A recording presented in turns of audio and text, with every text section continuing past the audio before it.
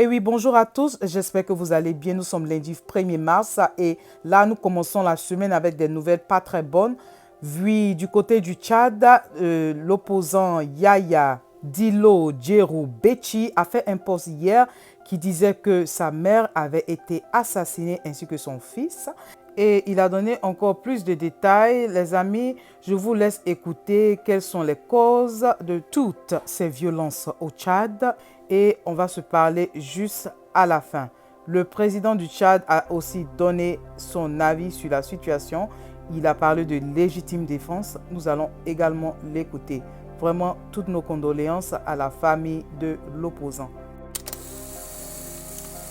Des coups de feu ont éclaté à son domicile à N'Djamena. Il y a 2 morts et 5 blessés, dont 3 parmi les forces de l'ordre. Alors que s'est-il passé exactement et pourquoi une telle tension autour de cet opposant? Nous sommes avec Abdelkerim Yacoub Koudougoumi, coordinateur du mouvement citoyen Pacte et également directeur Afrique de l'ONG Internet sans frontières. Bonsoir, merci d'être avec nous. Merci de nous recevoir. Alors, première question, peut-être la tentative d'interpellation a eu lieu ce matin. Est-ce qu'on sait ce qu'il a précisément déclenché? Est-ce que vous avez des informations fraîches?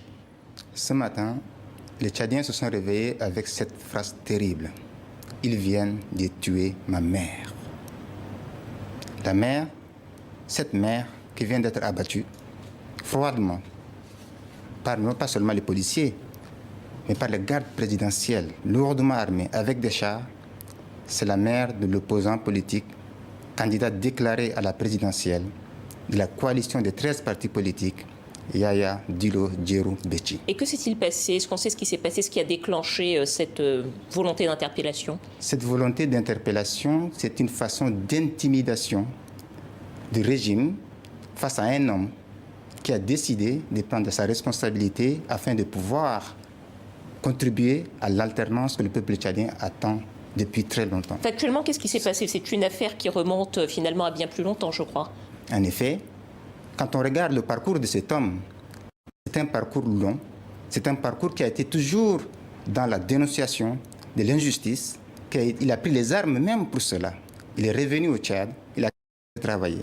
Mais ses retours au Tchad n'a pas empêché qu'il puisse garder ses verbes, cette dénonciation, il a continué à le faire. C'est ainsi qu'en avril 2020, en pleine période de Covid, il était le représentant résident de la CEMAC au Tchad. Donc il s'est quand même permis, face à la situation terrible du Covid et la gestion de cette pandémie, de donner son point de vue, son avis et critiquer la gestion de cette pandémie. C'est ainsi qu'il a critiqué le fait que la fondation de la première dame Hinda Déby puisse avoir la main sur la gestion de cette pandémie au détriment du ministère de la Santé publique. Comment se fait-il qu'une ONG privée puisse avoir la primauté de gérer? Donc, ça lui a valu d'être révoqué de son poste et en plus d'être poursuivi en justice pour diffamation et avoir la pression jusqu'à même une menace. Alors ça s'est passé au mois de mai. Comment est-ce qu'on arrive à une tentative d'interpellation aujourd'hui? Quand il a quitté N'Djamena, il s'est retiré dans son village de tout. Il s'est vraiment retiré de toute activité politique et publique. Ils l'ont laissé tranquille. C'est au moment où il a décidé de se présenter aux élections avec d'autres partis politiques. C'est au lendemain de ce dépôt de ce dossier et de sa déclaration que les policiers se sont présentés chez lui sans mandat d'arrêt et pouvoir l'arrêter. Il a alerté tout le monde, il a refusé de le suivre. Le lendemain, ces mêmes policiers sont venus avec la garde présidentielle et ont attaqué sa maison. Ils ont tué sa mère, ils ont tué son fils et ils ont blessé beaucoup de membres de sa famille.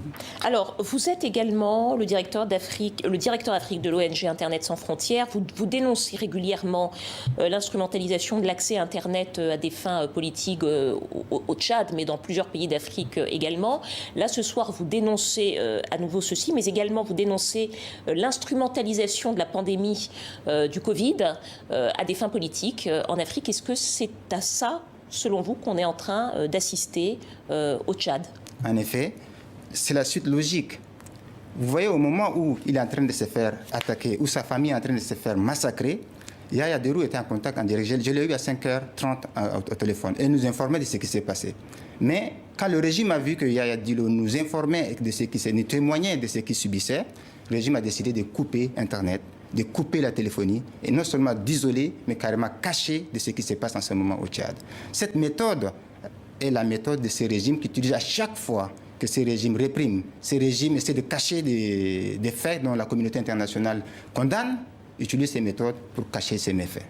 Donc c'est exactement la même chose. Pour faire taire l'opposition, pour taire la société civile, le régime utilise les mesures sanitaires anti-Covid pour interdire les manifestations, interdire les rassemblements et empêcher l'opposition et toute voix discordante de s'exprimer. Merci à vous, Abdelkerim Yacoub Koundougoumi, coordinateur du mouvement citoyen tchadien Pacte. Merci d'être venu sur notre plateau. C'est un plaisir, madame. Le gouvernement de la République du Tchad porte à la connaissance de l'opinion nationale et internationale que suite à un refus systématique depuis 48 heures de M. Yaya Dillo, appuyé d'un groupe de personnes armées, de répondre à 2 mandats judiciaires, a vertement défié l'autorité de l'État en opposant une résistance armée.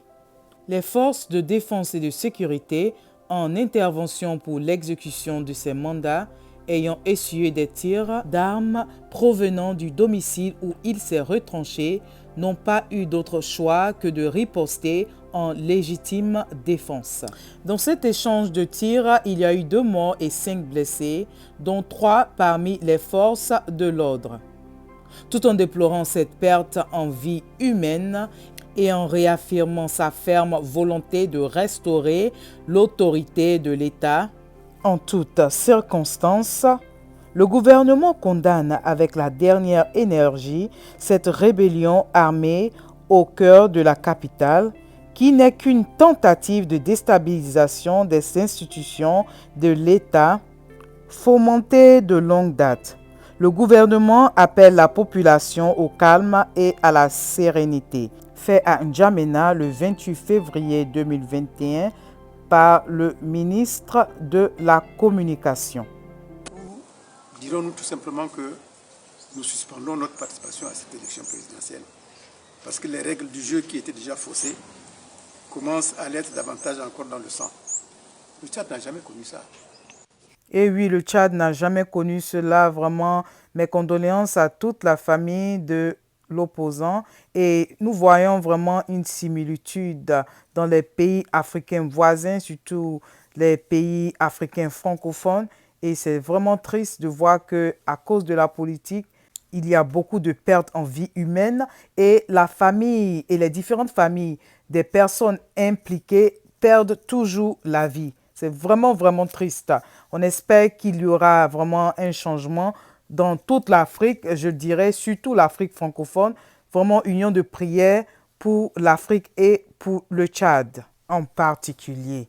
Donc les amis, je vais vous laisser et on se parle tout à l'heure dans une prochaine vidéo concernant les législatives en Côte d'Ivoire. Merci à vous. Si vous êtes nouveau sur ma chaîne, merci de me suivre et je dis merci aux anciens et que Dieu vous bénisse. Bye bye.